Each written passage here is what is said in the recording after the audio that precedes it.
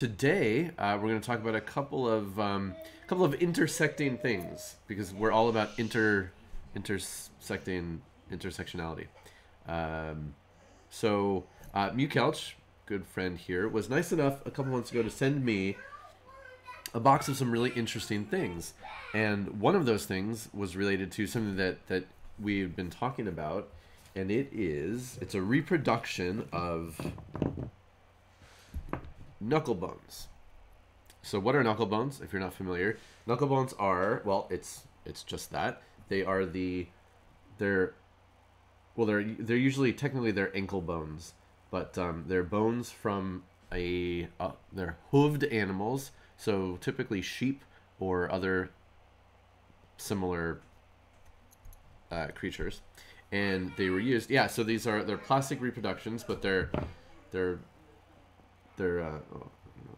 so bright white, but they're really nicely textured and detailed. I assume they were casted off of real bones. It looks like they are. Anyway, and so it got me talking. We were talking about it, and I did some research about gaming in ancient times. Now, as with a lot of other things, we don't have a ton of details about how gaming worked, although we do know that a lot of gaming did happen.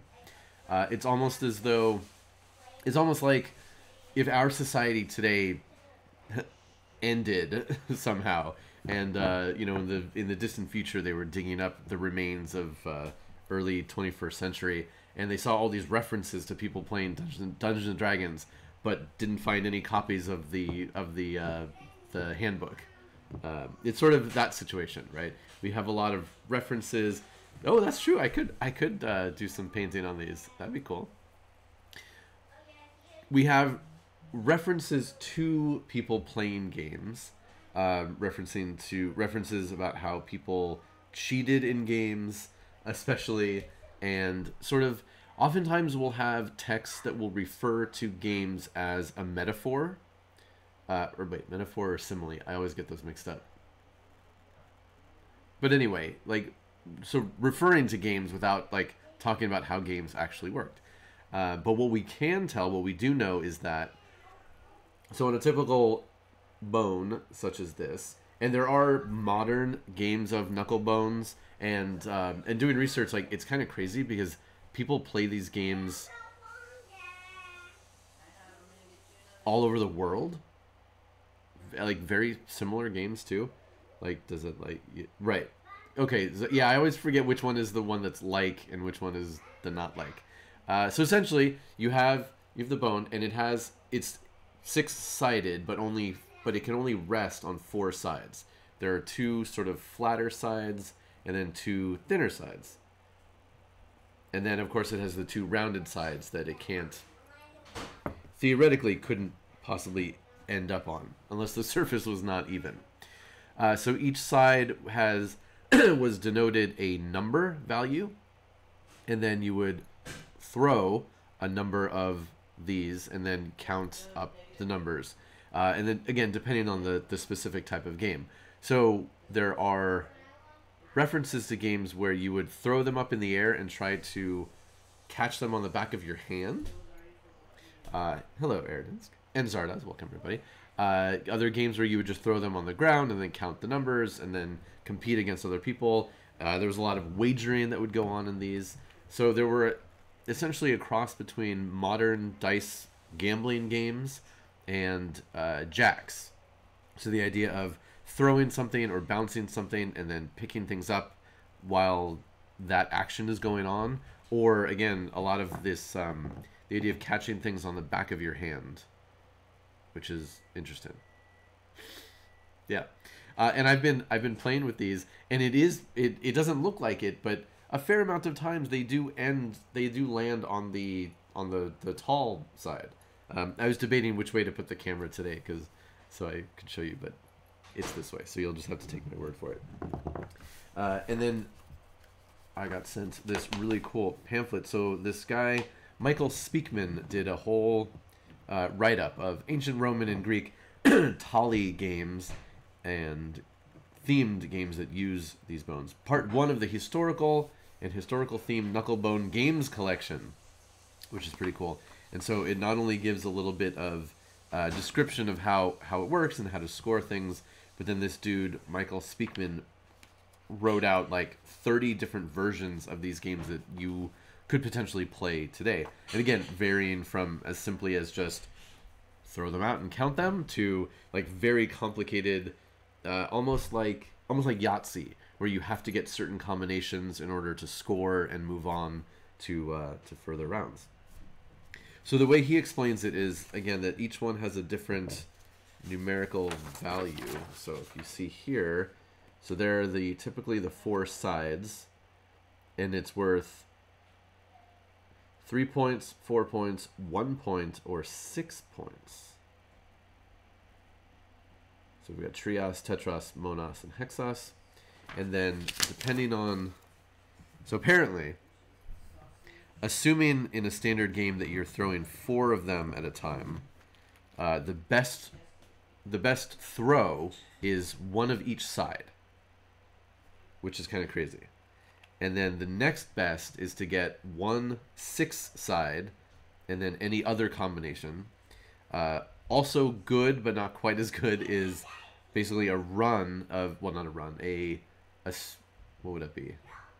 A 4 of a kind, essentially, of anything other than 1s, and then the worst throw, the dog throw, the canis throw, is all 1s, which would be super rare, not only because of probability, because it's on it, because those are all 4 on its side, all on the 1 side.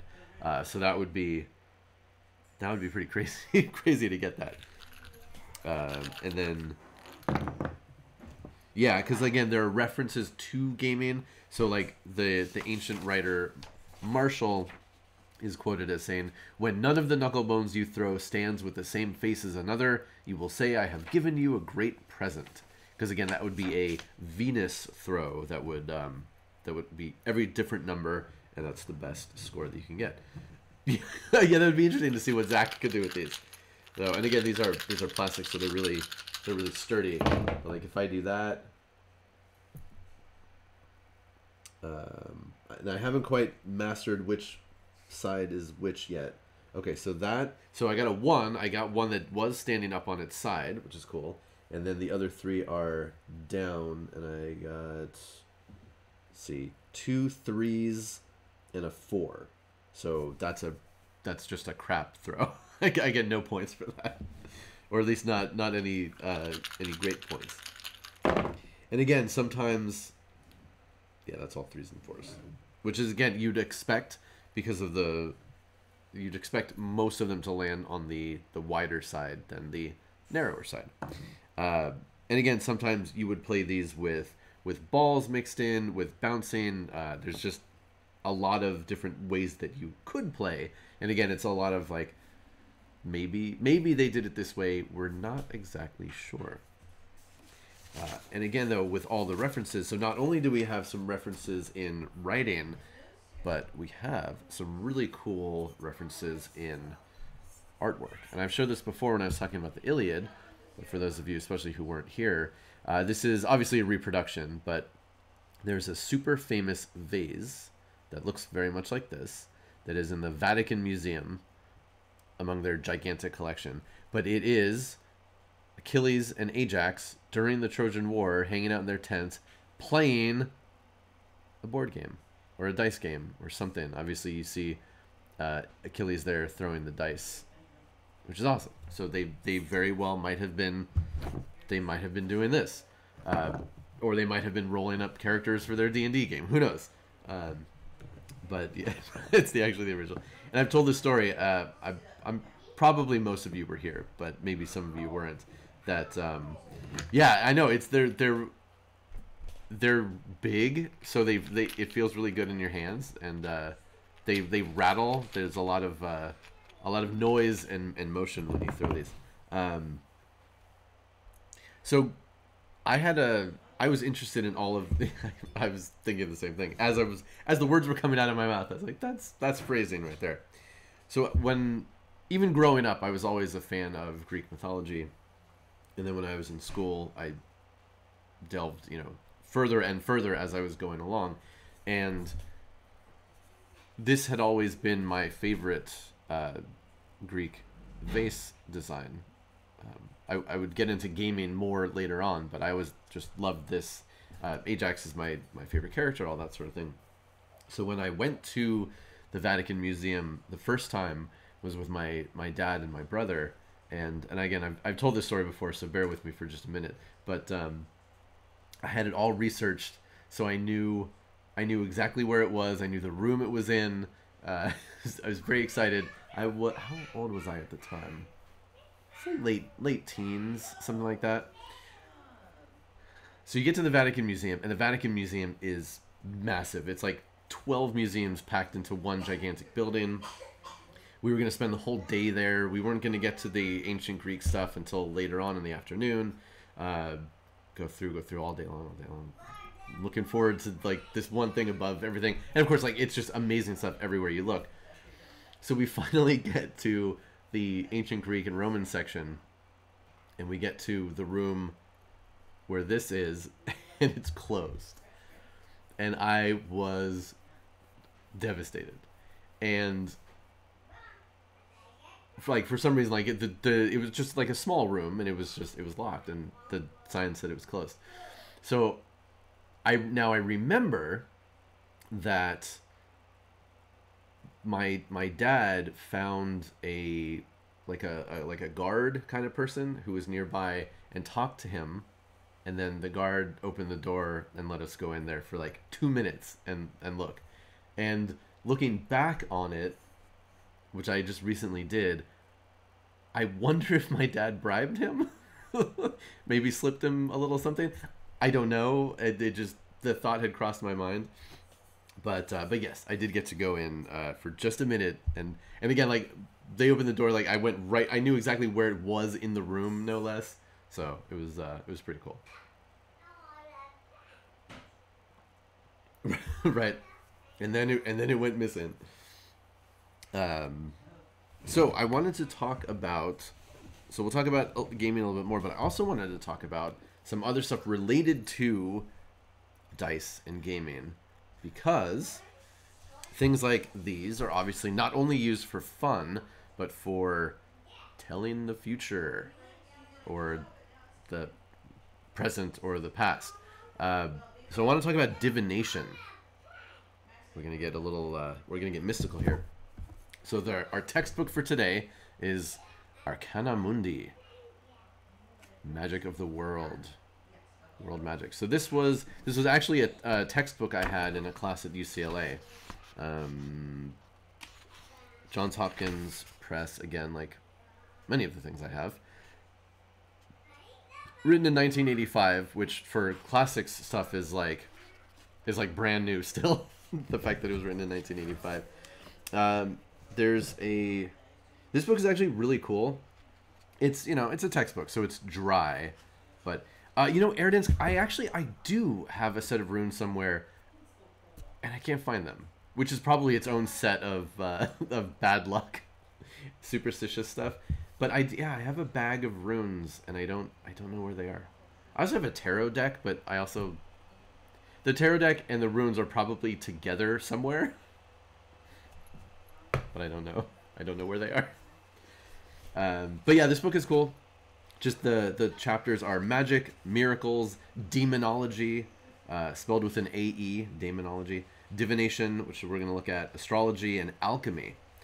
And yeah, so the ancient world had all of these things. In many cases, invented these things.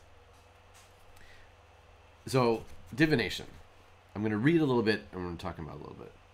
So it starts off, foretelling the future, interpreting the past, and, in general, discovering hidden truth by way of clairvoyance, precognition, telepathy, or other such phenomena was called divinatio by the Romans. It comes from predict, which also has connections to the divine.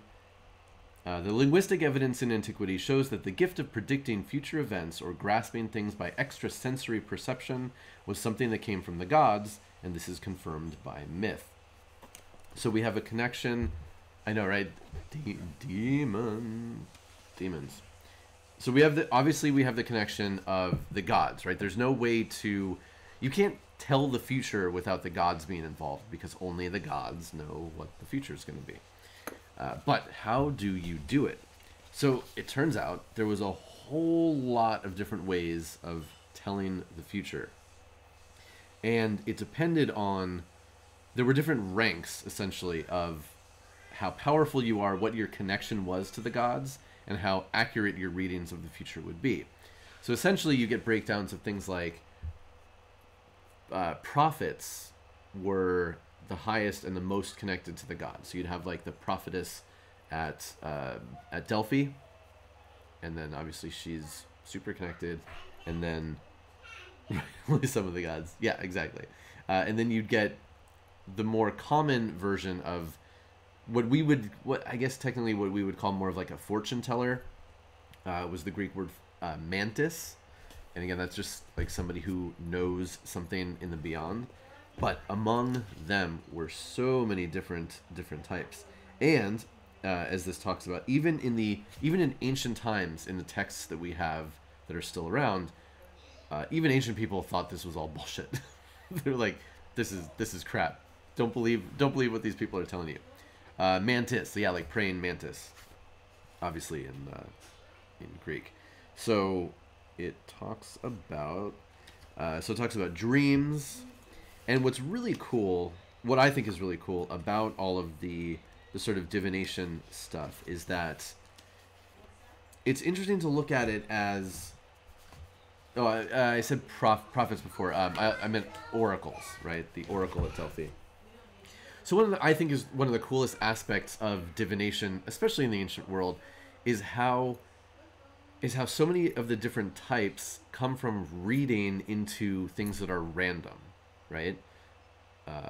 Seeing patterns where there are no patterns, or where there aren't actually patterns. So you get things with randomness, as in throwing dice, or bones.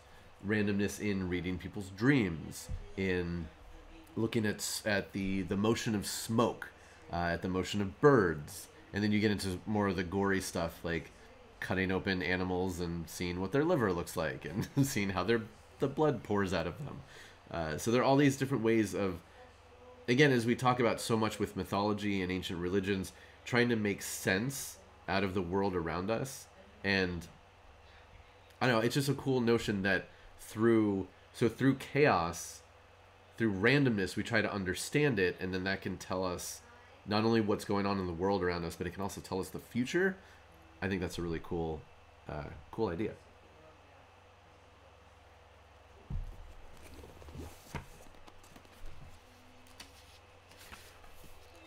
So there was a section I wanted to look at here.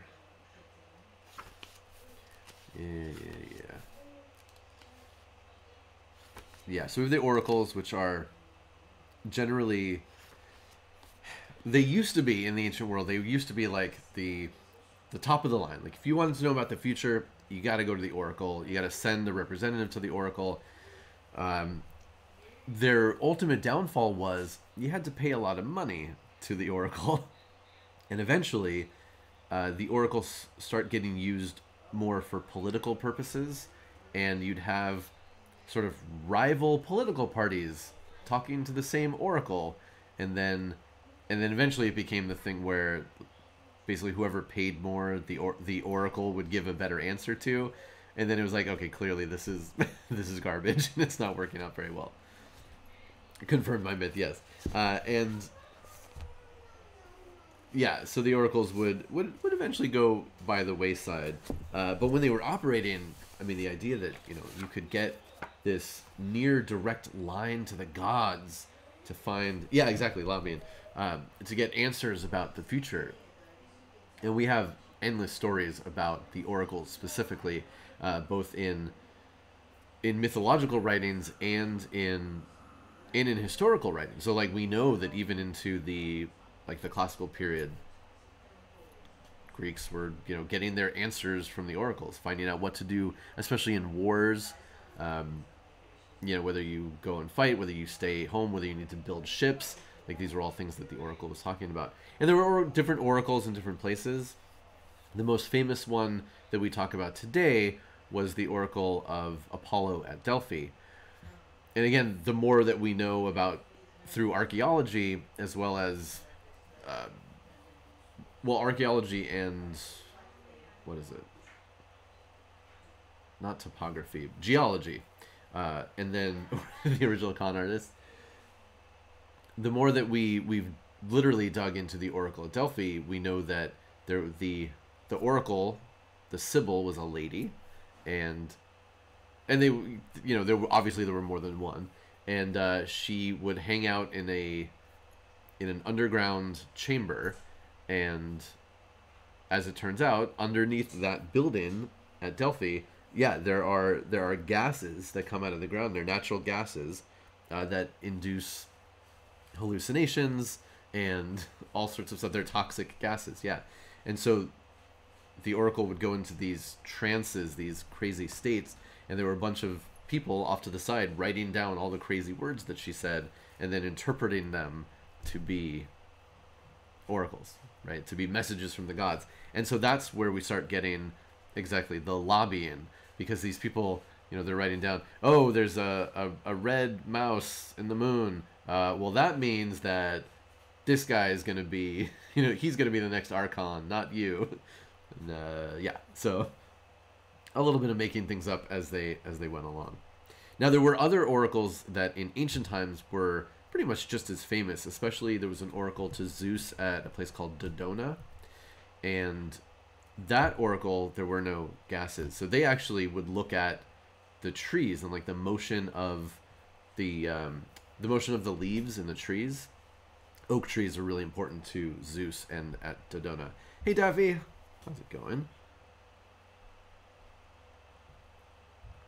Yeah, there are a lot of really dangerous ways to get in touch with the gods that involve putting toxic substances into your body.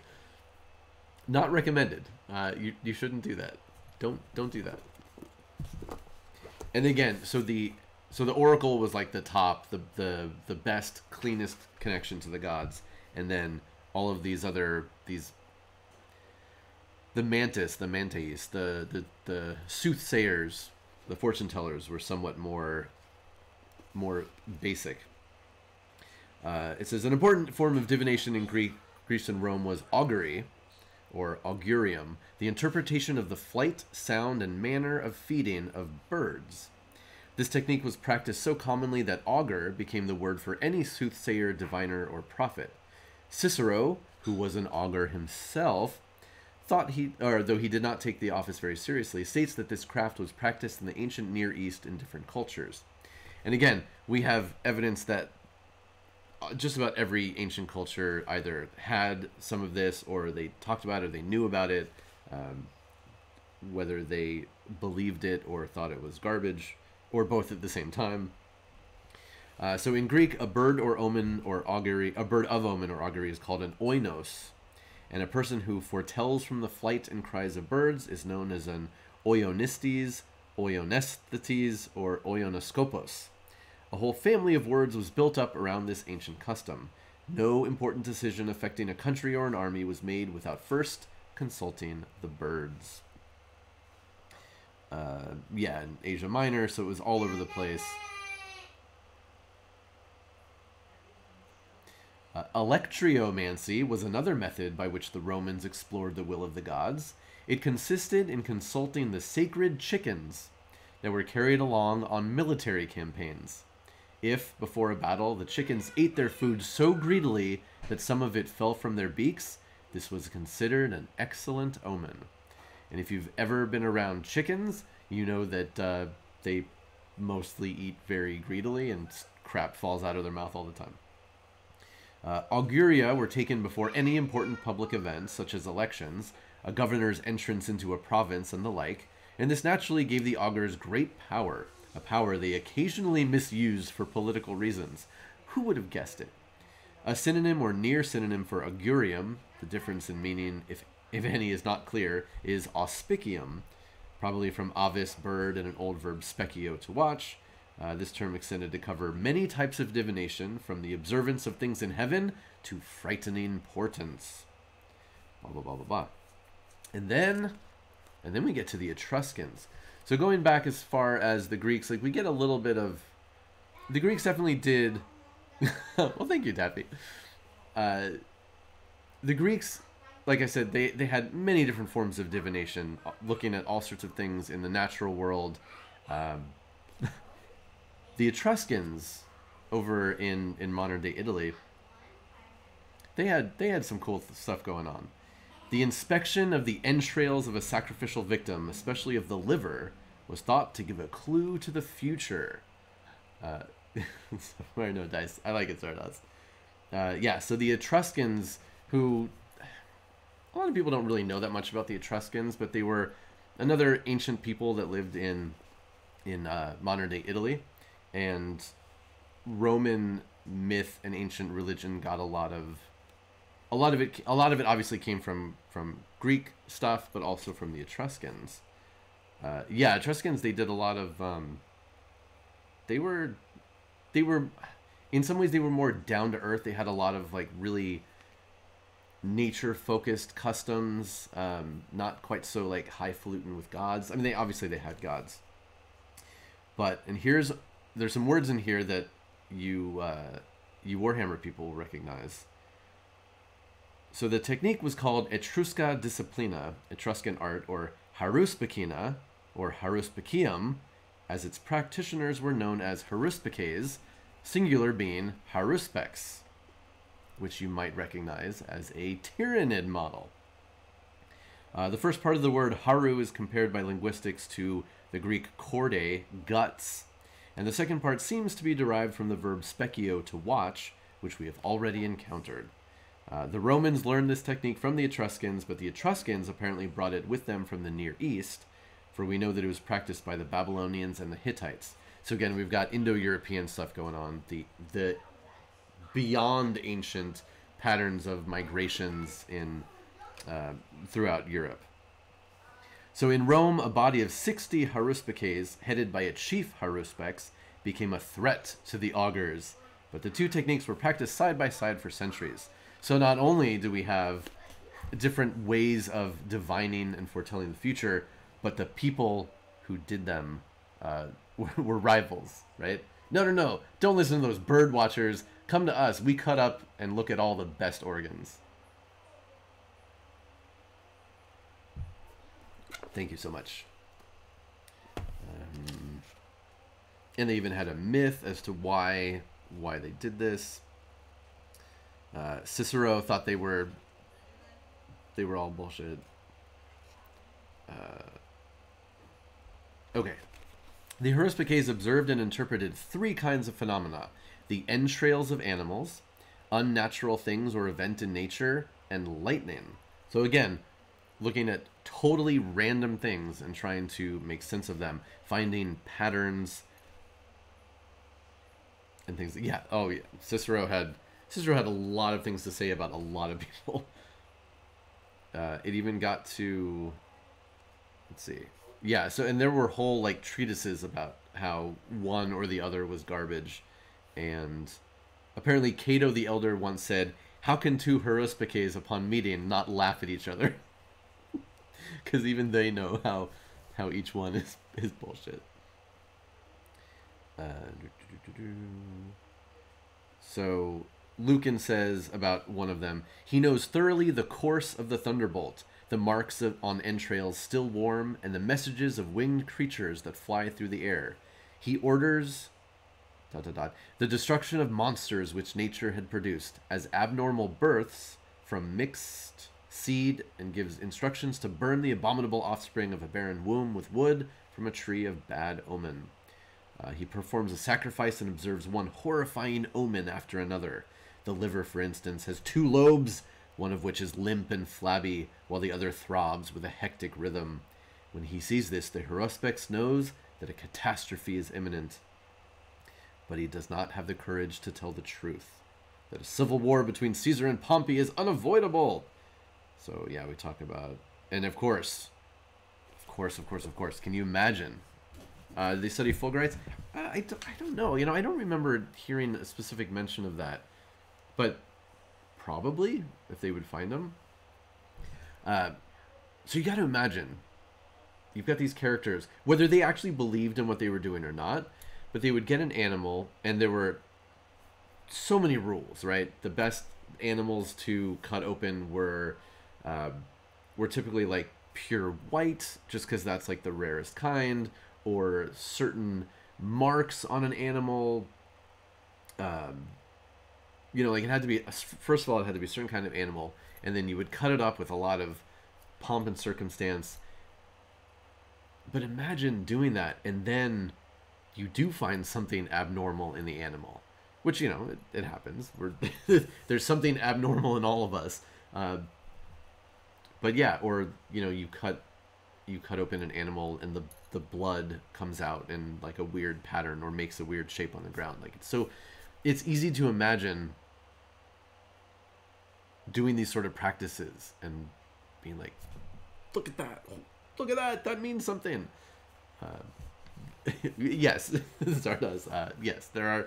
This does extend to other forms of worship and religion. Okay, so I was really excited to get to this part. Other methods of divination, and again, there are endless ways that people in the ancient world, in other parts of the world, in modern times, have attempted to read into what's really going on out there. As it starts out here, there are so many other methods of divination that it is almost impossible to list them, except perhaps those that are labeled with a specific name. So let's go through at least what's in this book.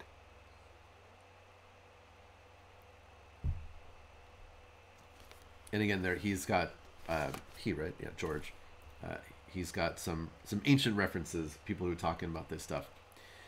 The body movements of human beings, especially their involuntary behavior, twitching, sneezing, etc., provided omens. A visible part of someone's body might suddenly move spasmodically and give to the observer some indication of the future. So if you start twitching and you start pointing, that, of course that means something. The various methods of divining from inanimate objects were divided by Varro into 4 classes that correspond to the 4 elements: geomancy, aeromancy, pyromancy, and hydromancy. Actually, the phrase inanimate objects is misleading because to the ancient Greeks and Romans, especially to Platonists and Stoics, nothing was wholly inanimate. All right, that's a cute note. Geomancy was the art of divining by means of lines formed by throwing earth on a surface. Aeromancy consisted in casting sand or dirt into the wind and studying the shape of the resulting dust cloud, or in throwing seeds into the wind and looking at the pattern. The modern method of teacup reading might be compared, even though the element is water rather than air. Pyromancy is divination by fire or signs derived from fire. You can throw things into fire and see what happens. If an egg is broken over the fire, the term is ooscopy. When the shoulder blade of a sheep is heated over the coals, one uses the term omoplatoscopy or scapulomancy. So again, there were names for all of these different techniques of reading the future. All of these methods were obviously practiced at some point in one or more parts of the ancient world. Fire and the materials preferred strongly suggests a sacrifice offered to a god, Apollo for example. Because there was always burning of something at a sacrifice, even if you were sacrificing an animal. And again, ancient animal sacrifice is really more about a communal meal. But they would always burn something. They would burn seeds or some sorts of grains. And then again, you could look at how they sizzle in the fire, what the smoke looks like. There's all sorts of different ways you can read the future out of it. Right. Aridans could say, yeah, what comes first? How do you pick what kind you're going to do, and then how do you do it? The various subdivisions of hydromancy, divination by water, are not always clearly defined.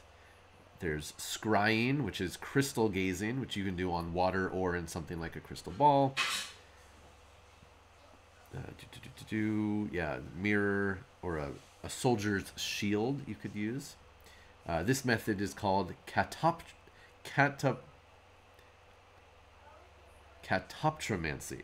Catoptromancy. There we go. And the other, a glass or bowl of water was used, and for this the terms Lecanomancy, divination by bowl, and Hydromancy, divination by water, are attested.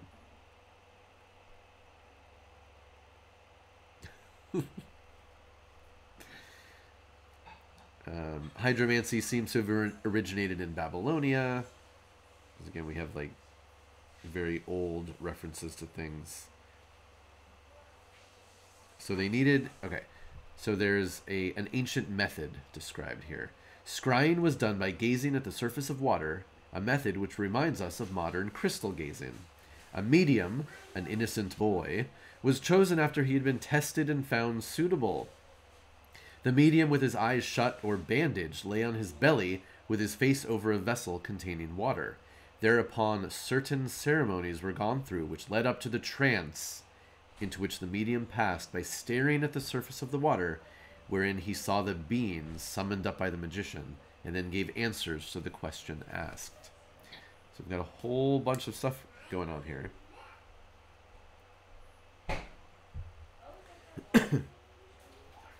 And then it goes on to explain a little bit.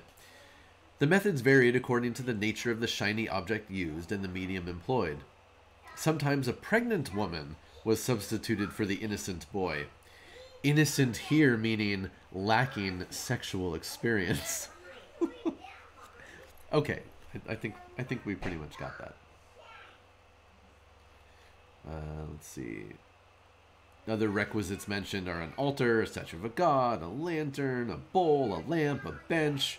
So you need a lot of ritual crap, typically. In ancient terms, this is a magical ceremony, and the boy is a medium, which makes sense. Crystal gazing. There's rhabdomancy, translated as divination by means of a rod or wand. Rod or wand. So there's sticks, and then that's where we hear about divining rods and dowsing and water witching, which people still do to this day. And if you're not familiar with that, it's where you have either two sticks or one stick that's like a Y shape, and you hold the two tines of it, and then as you walk around, you can sort of feel the pull of water under the earth, and then you can find water. So, Eridan's, would that be Caltromancy? That sounds pretty good. That's true. It is the Ides of March. Another time when divination sure would have been helpful. And then it gives a note here that Moses is sometimes called the first dowser, assuming that the staff with which he struck the rock twice after speaking to it was a divining rod, not a magic wand.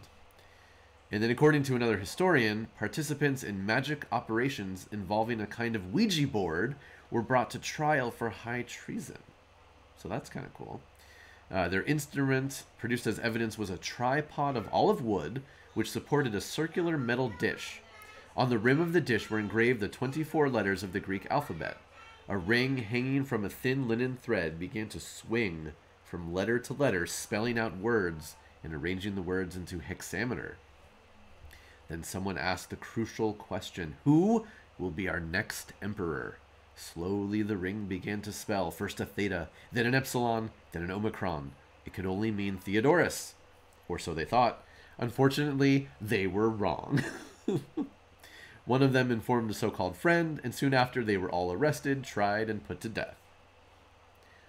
And then they even put to death Theodorus, even though he knew nothing about what they were doing. Oh, and then there's a funny note. Had they only been a little bit more patient, the divination board would have told them the truth. 7 years later, the reigning emperor Valens was killed, and his successor was Theodosius. Womp womp.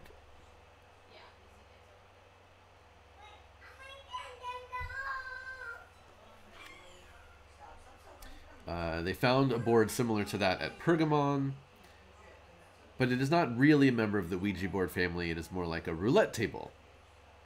For the answers it provides seem to be determined by chance alone, as opposed to randomly swinging a thing over it. That seems pretty much chance as well, but that's okay. Then there's chiromancy, or palmistry, and it is mentioned in the 2nd century AD by Pollux, but apparently practiced in the Far East at least 2,000 years before that. Originally, it was based on intuition combined with symbolism, and some of the symbolism was derived from astrology. Lines in the hand forming a triangle were considered a good sign, while lines resembling a square were interpreted as a bad omen. Tarot cards were possibly created in Egypt as part of a Kabbalistic tradition. Interesting. When they were brought to Spain by Jewish scholars, they were adapted to medieval society, changing some of the words and some of the notations. And it says, the preceding survey of the methods used in ancient divination, incomplete as it is, shows that almost anything could be used to predict the future. The human body, the organs of an animal, minerals, artifacts, the 4 elements, even the stars. Almost anything that could be experienced or observed, anything that attracted attention, anything that could be manipulated in a simple way or in an elaborate ritual, had some meaning for the individual or the community. Certain techniques were confined to certain places, some required highly skilled practitioners, but many were devised for the use of the ordinary person. In a universe where supernatural powers were thought to influence every act and thought, ancient divination was essentially a form of psychotherapy. It helped people cope with their worries about the future, and it forced them to reach decisions after all the rational angles had been explored. Oh, I love it. I love that sort of analysis. Yeah, and then it goes on to talk about oracles, mainly. A lot of oracle stuff in this book. Yeah, and often when you would go to an oracle and ask a question, you would get an answer about, like, yeah, you know, that thing that you're asking about is going to go okay, but you need to go and do something to make it happen. You need to go and build a shrine, or you need to travel for a month or something. Like, there was some again, some mystical formula essentially to getting what you want from the gods. It's not a matter of, hey, is this going to happen? Yeah, you're good, it's going to happen. It's a matter of, you know, I really want this to happen. Okay, it's going to happen, but you need to fulfill this prerequisite or this requirement in order for what you want to happen from the gods to happen. Not exactly like a one-for-one kind of bargaining deal, but and then again you get to the lobbying part, and then it was like, yes, you will win that position if you build a new temple for our, you know, in our family of temples, whatever. If you build us a new temple, then you'll get that position that you're looking for.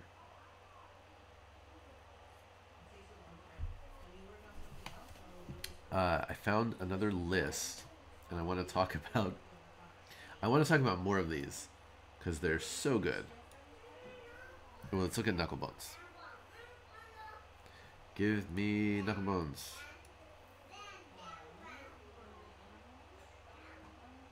Yeah, and so in modern times we call it Knucklebones, but in ancient times they had a bunch of different words. But astogalus or astogali is the name for the actual bone itself that was used in ancient times.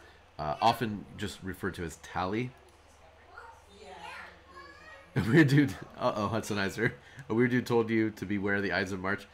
You might want to take some care with that. And then, yeah. So it goes through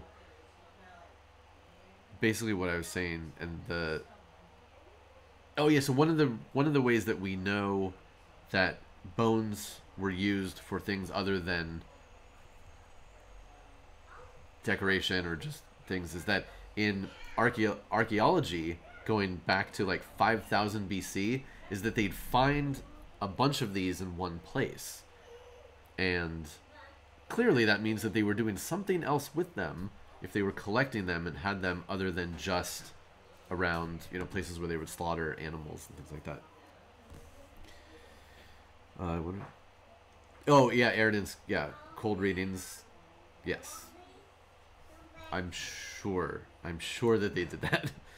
And yeah, and researching, because again, these, especially the oracles and these temples had, depending on the period, but they had massive amounts of money and undue influence on things that were going on around them. So yeah, they would know if a politician was coming, they know what he was after, and they'd probably have heard from, you know, they would expect if there were two people competing for the same office, they'd probably get both of them coming to ask for advice. I love how we get a mathematical saying, because they're not symmetric, the broad side has a 38% chance and the other has a 12% chance. I don't know. That's weird. I don't know what that... There's a little... It's like a tilde and then the number. I don't know what that means in math. Yeah, so just... So using... So Knucklebone related games, this article lists Central Asia, the Shagai game, and those are pieces that actually they look very similar to these.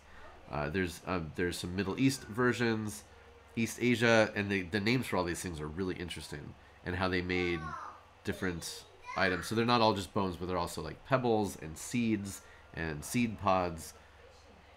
But yeah, it's pretty great. I went into this whole rabbit hole of looking up all of these different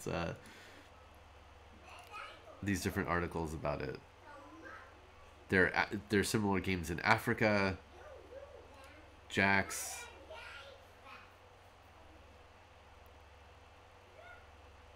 Oh, interesting. Yeah. And then if you go into like just the history of games, then it's just, I mean, there's so much stuff. In Mesopotamia, we have evidence of games. There were a lot of things that looked like cribbage.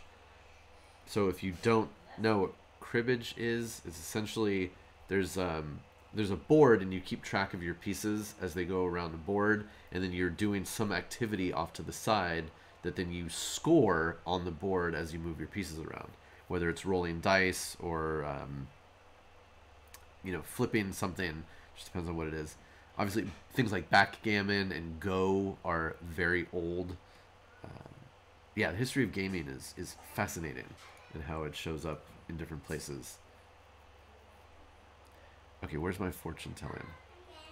Yes. Okay, so here's a brief... So a lot of these are ones that we looked at in there. So Electreomancy, observation of a rooster pecking at grain. Astrology, we know. Astromancy, similar. Augury is flight of birds. Bibliomancy. Bibliomancy is really cool. It's using books, right? Using books to tell the future or your fortune. And so that's where the augur would randomly open a page and touch a word and, oh, inscription, well, that means, and then, go off of that. So there's all sorts of cool things that you can do with books and fortune telling.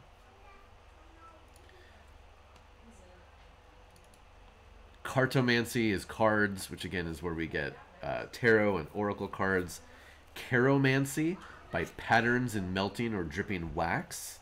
Neat. Chiromancy for hands. Chronomancy, determination of lucky and unlucky days. Ooh, that's cool. Yeah. Oh, runes are very similar with the idea that, and runes are also like tarot in that not only is it the result of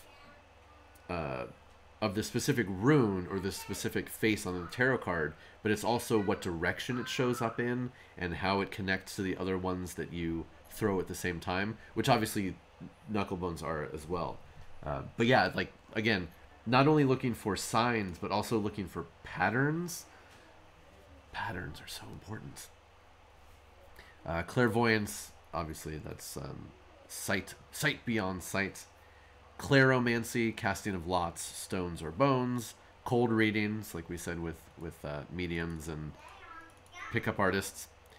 Crystalliomancy, with a crystal ball, also scrying. Yeah, extispacey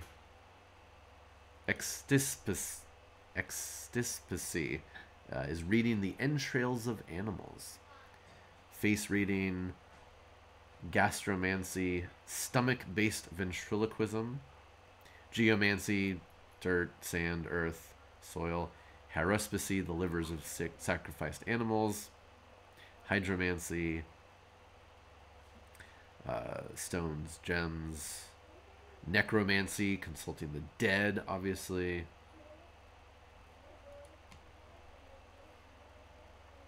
Nephomancy, the shapes of clouds. So again, looking at things that are random and trying to find shapes and patterns in them. Numerology, obviously numerology is a big one, going back to most ancient systems. Oh, Neuromancy. Oh, so again, dreams. Dreams are a really big deal for ancient people trying to, because clearly, if you're having dreams, number one, where do dreams come from? Well, they must come from the gods. And because they come from the gods, they must actually mean something. It's not just random images you're seeing while you're sleeping. You must be able to tell something about your dreams. What does it mean? Where are they coming from? Onomancy is divination by names. So similar to bibliomancy, you can have a list of names and you randomly pick one, and what does that mean? Palmistry, we've got that. Pendulum, so again, things like we just read with that Ouija board kind of thing, seeing where things roll over. Pyromancy and fire, scrying, spirit board. Tasseography or tasseomancy, tea leaves or coffee grounds. Yes. Toastomancy, I mean, that's just as good as anything else. Yeah, so basically is if there's some, like it said in the book, if there's something to look at, people have tried to figure out a way to use it to tell the future or to tell things about yourself.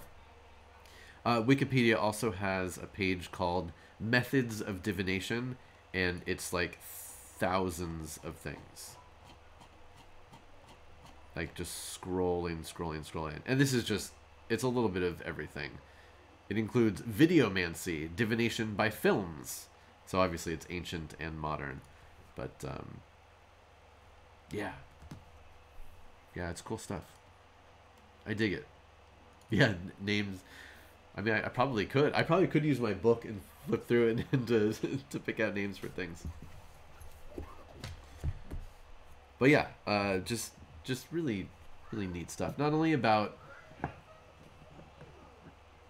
just the ideas of, telling the future and can we do it, but again, like really, I love looking at this stuff because it really gives us an insight into ancient people and people in general. Like what are people looking for? They're looking for answers. They're looking for ways of organizing the world around them and understanding the world. And when you have things that are randomness, for a lot of people, some people thrive on randomness and chaos. But for most of us, randomness sucks. We don't want randomness. We don't want chaos. We want to understand what's going on.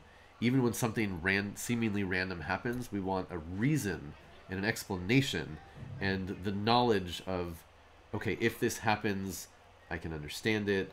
I'm going to, they just want to feel at ease. They don't want to be afraid all the time, which again is something that I at least can understand. And so the idea that you could take, something as simple as, oh, this has different sides, this is different shapes. what if those mean something? And I dropped them and it came up a specific side. Maybe I can read into that. And then of course you're going to have experts who can do it better, but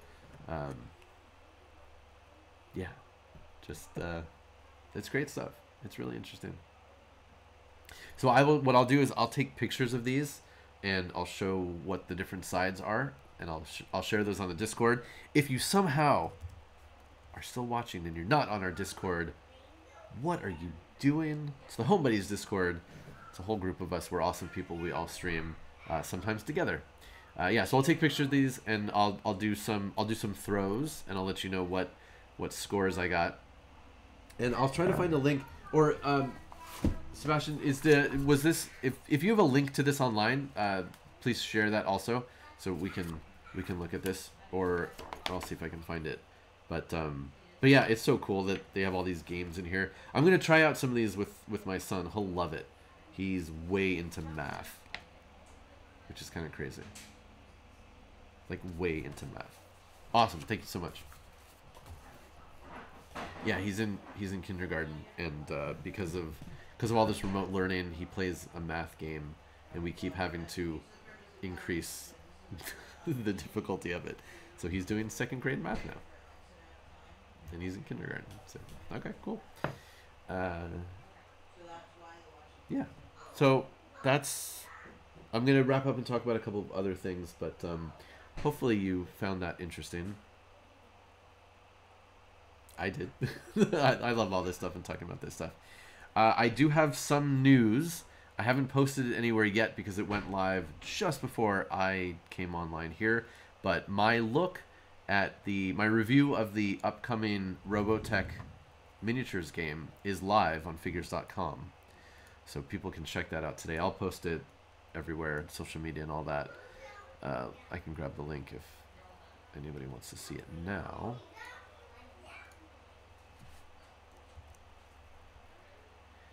It's an interesting game. It's similar to, I'll talk about it for just a minute. It's similar in a lot of ways to X-Wing 1.0. I haven't played 2.0. So X-Wing 1.0, Attack Wing, and Battlestar Galactica. So you have a movement dial, which I assume they can get away with because it's made in Hong Kong and not the United States, because anything that's made here that has any sort of dial seems either they have to license something from WizKids or something. I don't know. There's something there. But essentially, you pick a movement for your model in the planning phase, and then it's hidden, and then you reveal it. There are movement templates to move your model. There's some added things like you determine the facing, so you can slide and strafe and turn as you're moving. If you're playing a Veritech, you can transform as you're moving, and there are elevations. So not only do you there's a base that you put your model on, and then these movement templates, but they're stackable. So if you want to go from level 1 up a level, you would have your model on level 1, and then you would have 2 levels on the other side, and you would connect the little bridge and move the piece. So that's kind of cool. And then so in most of these games, there are rules for what happens when you cross your movement path, or especially if your end of your movement would end up at the same place that somebody else is. In this game, mostly that's handled by what happens is called a quick duel happens. And so there's a little bit of fighting that goes on right then, even before the combat phase. And there are no dice in this game. No dice at all. Which is crazy, but there is a fair amount of randomness. So for those quick duels, essentially you have these little cards that you draw, and those are just like, it's like firing off missiles just as quickly as you can. And so you draw a card, and your opponent draws a card, and you match them up, and you see which sort of, it's like that. And so which shots go through, which are blocked by opposing missiles, and then you can take damage going from there. And then you get into the combat phase, which again, there's a range ruler, and you decide who you're going to shoot. There's no pilot skill really in this game. So all movement and then all combat all happen at the same time for everybody, which sounds weird, but it is kind of elegant the way the game handles things, because again, if your movement is going to cross with another movement, it doesn't really matter who is doing the movement first, because if they're going to cross, then you have that quick duel that happens, and in the quick duel, it's potential that one person will take damage, both will take damage, or neither. So it's a lot of back and forth fighting when things like that happen.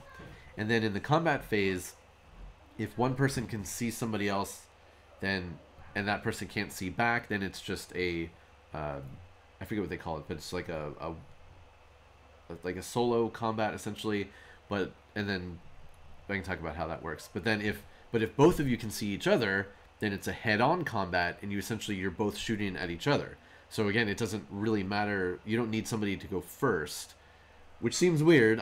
Believe me, I know, and I write about that in the article. But you have these little aiming panels, these little plastic trays, and you have 3 ammunition that you can apply in 5 slots. And you have little animation or little ammo tokens that are either 1 or 2. So you can either use 3 1 ammo tokens or a 2 and a 1, and you decide where you want to put them. And then you have dodge tokens that you can put on the ends. So what happens is you put the 2 panels together. Again, you decide where your ammo is going. Oh, it's almost like a battleship kind of thing. And your opponent decides, I'm going to put my ammo here, and then am I going to put a dodge, whatever. And then you line up the 2 panels next to each other. I should probably just go get them. It'd be easier, but it's in the other room. And then you apply the dodge tokens by physically moving the templates over, changing where they line up. So, and then once all the dodges are applied, then you just go line by line, and okay, does this ammo, so my 1 ammo gets blocked by your 1 ammo, those shots, hit and are gone. This one though, my 1 ammo goes through. Here you had 2 versus my 1, so 1 of yours gets through. And then along with that, you pick which weapon you want to use, and each mecha has at least 4 weapon options, and it's a kind of cool system because you pick which weapon you're using based on the range as well as the elevation difference between you and your enemy, because some weapons are better at shooting at an equal elevation or higher down or lower up, and then if the weapon goes through, then you pick from damage decks that have alternate things. So anyway, even though there are no dice, there is a lot of randomness to it. The game can be very swingy, but a lot of these games can be. And so anyway, you can check out the review. I'm going to talk more about it. The rule book is not finalized yet. They haven't printed it. So I just got like a photocopy early version, and they're still working on a couple things. Pre-orders should go up by, I think they said, the end of this month, and all of the components are built and put together except for the actual rule book. So they are looking to ship out very soon after pre-orders go up. So anyway, it's cool. This week, it's my birthday week. My birthday is Wednesday. Tomorrow, I'll be here doing toys. I have an idea of something I want to talk about on the Toy Tuesday, but it's going to involve a lot of prep. Just a lot of physically moving things around. So I don't know if I can get it done for tomorrow. Anyway, we'll see. And then, yeah, Zardoz, no, I'm working on it. They're interesting to talk to and communicate with. Oftentimes there'll be a question that'll just... I had this review done a while ago, and I only just now got the okay to do it. So, yeah, it's been interesting. Tomorrow, toys. We will be doing Doomsday tomorrow, Dune with Jessica. Wednesday I'll stream in the morning, but no afternoon stream. We're going to do something with the family, and so on and so forth. Okay. Who is online right now? Anybody? We have to go take my car in today for some service, which is only a pain because we're down to just one car right now because of things. Let's see. Who should we read?